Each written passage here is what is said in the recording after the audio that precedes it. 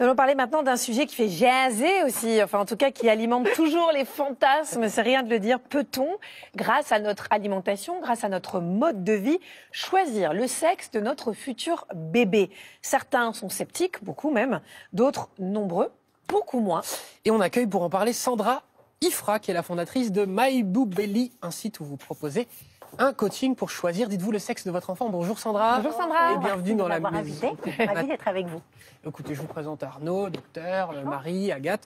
Bienvenue. Vous publiez ce livre qui s'appelle Avoir un garçon, avoir une fille, la liberté de choisir, aux éditions Le Duc Pratique. Déjà, il faut que vous nous racontiez comment vous est venue l'idée, pourquoi vous êtes lancé dans cette aventure. Ça part d'une histoire personnelle. Exactement, ça fait partie de mon histoire. Je voulais un petit garçon pour des raisons de tradition et ensuite je voulais ma petite fille. Ça a marché 2 fois. Je l'ai partagé avec des membres de ma famille, avec des amis d'amis et en fait ça a marché 39 fois sur 40. Donc après je me suis dit pourquoi ne pas réutiliser les mêmes experts, la même équipe et créer un coaching pour tout le monde. Oui, vous à l'époque et donc pour vos proches aussi, vous étiez suivi par un gynéco de près et un nutritionniste de près. Qui font partie de notre livre. Alors, dites-nous, comment doit-on s'y prendre? Quel est le secret? Qu'est-ce qui se passe? C'est pas vraiment un secret, ça existe depuis la nuit des temps, hein, c'est des méthodes complètement ancestrales. Nous, ce qu'on a créé, c'est justement l'accompagnement et le coaching. Donc en fait, c'est très simple, c'est efficace, c'est 2 phases. Tout se joue au niveau du pH du vagin. Exactement. C'est la phase 1, il faut 3 mois pour changer, pour modifier son pH vaginal par une alimentation spécifique sur mesure. On a créé un coaching pour accompagner chacune de nos membres, c'est un peu comme une grande famille. Et une fois que le pH est modifié grâce à l'alimentation et à nos compléments alimentaires sur mesure, alors là, c'est la période où il faut concevoir. C'est notre phase 2 qui va durer un certain temps pour certaines et un petit peu moins longtemps pour d'autres. Et on va spécifier des dates autour de l'ovulation pour concevoir. En moyenne, ça dure 4 à 6 mois. Je l'ai fait, ça a marché et on a des résultats assez incroyables et des témoignages sur notre site et dans le livre. D'accord. Donc, pour être clair, plus le pH est acide, plus on aura de chance d'avoir un garçon. Une fille. Une fille. Voilà. Voilà, je savais. Ça commence bien. En plus, je l'ai écrit en gros, je savais que j'allais dire l'inverse. Comment on fait pour avoir un vagin acide? Alors, en 2 mots. Ça va, mots, Benjamin, vous le vivez bien cette émission? Plus compliqué que ça, hein. C'est au niveau de la glaire, c'est comme un passage. Mais en 2 mots, il faut principalement du laitage. Il y a des pièges aussi à certains fromages où on n'a pas le droit, c'est pour ça qu'on a un moteur de recherche.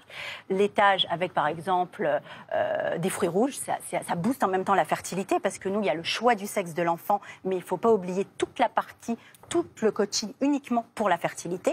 Et puis pour un garçon, j'imagine que vous allez me poser la question. Bah, dites-moi. Voilà. Alors pour un garçon, par exemple une banane, hein, c'est bourré de potassium avec de la charcuterie. Voilà, c'est vraiment une caricature. C'est pour ça que j'ai 2 garçons, les gars. Banane et charcuterie, c'est tout. Plus charcuterie que banane, si je peux me permettre. Bon, Arnaud, docteur, il faut que vous nous donniez le point de vue du docteur là-dessus. Est-ce que tout ça c'est du fantasme? Est-ce que ça marche? Qu'est-ce que vous en pensez? Ah non, il y a des collègues, effectivement. Non, je suis très content de vous entendre parce que, alors c'est vrai que ça nécessite quand même un accompagnement parce qu'il faut être quand même assez, scrupuleux dans le. Pour pas avoir de carence, oui. Pour pas avoir de carence en particulier, ça, c'est sûr. Alors, ça marche, dites-vous, vous nous dites, Arnaud, est-ce que c'est pas un peu contraignant? Et ça, c'est une vraie question parce que le futur c'est la parent, question principale. déjà qu'on se met beaucoup de pression quand on essaie d'avoir un enfant, garçon ou fille, peu importe, là, on se met vraiment beaucoup de pression. C'est la question clé. C'est pour ça que moi, je me suis sentie terriblement seule.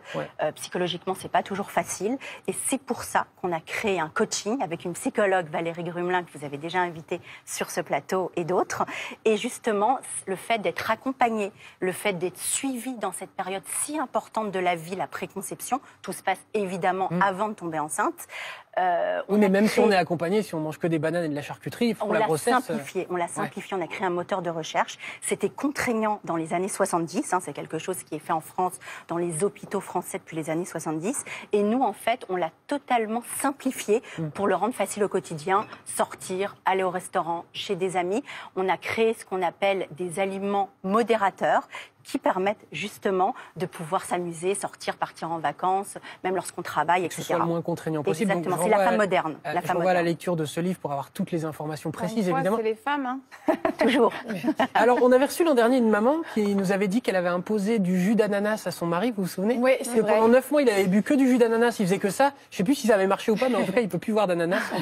Alors là, on n'a rien à faire sauf citer dans ce concevoir. livre, ça m'a beaucoup fait marrer. Les théories populaires depuis la Grèce antique pour choisir le sexe. On voit que ça a beaucoup évolué évolué. Il fallait concevoir lorsque le vent soufflait du sud ou du nord. Alors, vous avez l'amour qu'à ce moment-là. Il fallait penser fortement au sexe désiré pendant la grossesse. Donc, ouais, je veux un garçon, je veux un garçon, je veux un garçon. Je ne sais pas si ça marchait. Faire fonctionner l'un ou l'autre des testicules. Alors ça, c'est n'importe quoi. Bah, Évidemment, comment est-ce qu'on arrête l'une des deux? Écoutez, Arnaud me disait que c'est assez facile. Il nous fera un tuto.